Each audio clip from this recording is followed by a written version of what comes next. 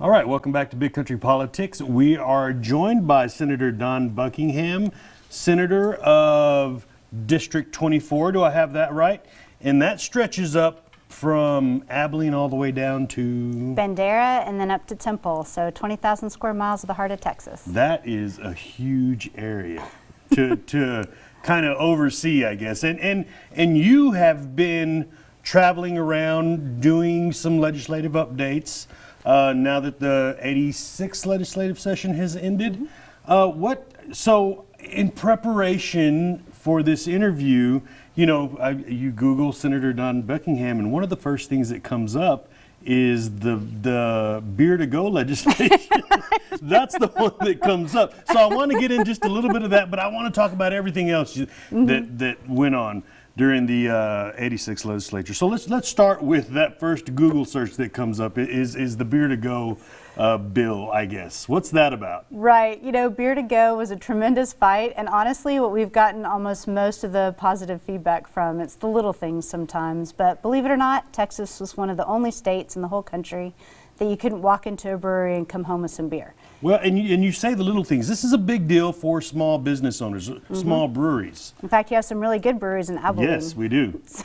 So we wanted to help them. So basically, we just passed a bill that would allow you to go into a brewery, bring home up to 2 cases of their beer, and yeah, we were excited about that. It was kind of a pretty big fight, but you can go into a winery and bring home some wine, so you should be able to go into a brewery and bring home some beer. It took a bill to get it done, huh? It did. Wow.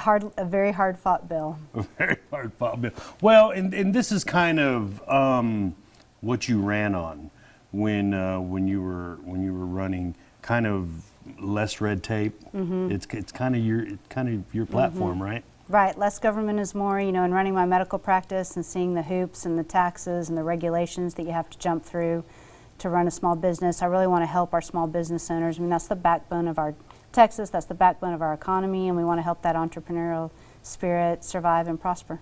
Well, and for those, and you brought it up, for those who don't know, you're a doctor. Talk a little bit about that. Yes, so I'm actually an oculoplastic and reconstructive surgeon, which means I help people who lose their eyelids to trauma or to skin cancer.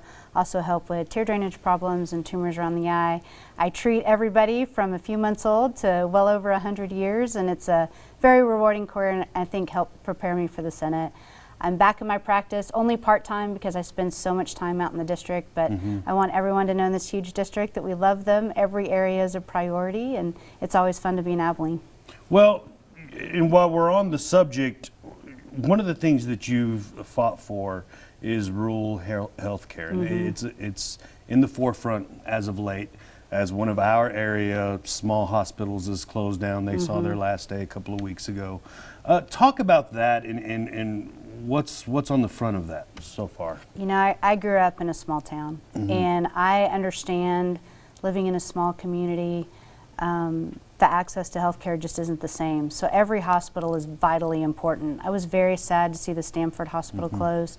We were fighting for that, even though it's not technically in my district, it's just outside. But we all say once you have an ounce of West Texas, you have all of West Texas, because there are so few of us that represent it. But we fight very hard and worked very hard on an LPPF bill this time that would allow our rural hospitals to draw down more of those federal funds and help them to stay open. And what is really the problem there? Is it that there are not enough patients in visiting those hospitals? You know, running a hospital is incredibly expensive. It takes all kinds of equipment, all kinds of supplies. Those supplies expire if they're not used, so it just depends on how busy the facility is.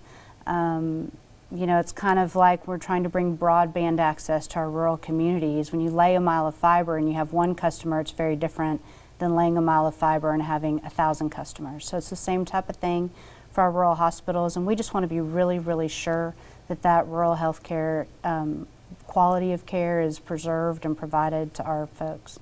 It's got to be tough for people who are living out in rural areas and have to worry about what they do if there's an emergency that came up. Would they have to travel all the way to Abilene, Midland, Dallas, I mean, it's got to weigh on their minds a lot. You hear from them a lot. And there are right? several incredibly time-sensitive things. You know, if you have a stroke, you have a very limited amount of time before you can get the medication that would bust that clot up and let you survive from that. Heart attacks, the same. If you're delivering a complicated birth unexpectedly, and then rural trauma is unlike anything in the urban areas. It's very different when you get run over by your brush hog or you chop something off with your chainsaw. It's different than just your regular car accident. And those folks and that blood loss, they need emergency care immediately, and we want to be sure that that safety network stays open. During this last legislative session, you also talked about TxDOT. Well, not necessarily TxDOT delays, but delays, construction delays that affect the bottom line of businesses that are around that construction. Talk a little bit about that, because we kind of have a street here in Abilene, South First, that's experienced some delays. And what does that? What qualifies a construction project for penalties, I guess? Sure. So when TxDOT does a contract with a contractor, there are penalties if that contractor doesn't finish the project on time. Right now, TxDOT recoups those penalties, and those penalties can be used anywhere in the state. With our bill taking effect, which we were very excited to get it through, it made sure that the financial, the penalties that were assessed stay in the community that were damaged by the delayed project. We had one town in Salado. It was actually kind of the impetus for the bill. I-35 was running through it. We saw the overwhelming majority of businesses close in that town because that construction and the length of time that it took just basically cut off all traffic to that town. And so we just realized that those penalties that were collected could be used in Dallas, and we just felt like it should be used in the rural areas where the people need it most. Where those delays happen. Well, you know, I've kind of brought up everything that I've been wanting to bring up. When we come back on Big Country Politics, I want to let you highlight some of the stuff that you want to talk about, okay? All right, we'll be back on Big Country Politics.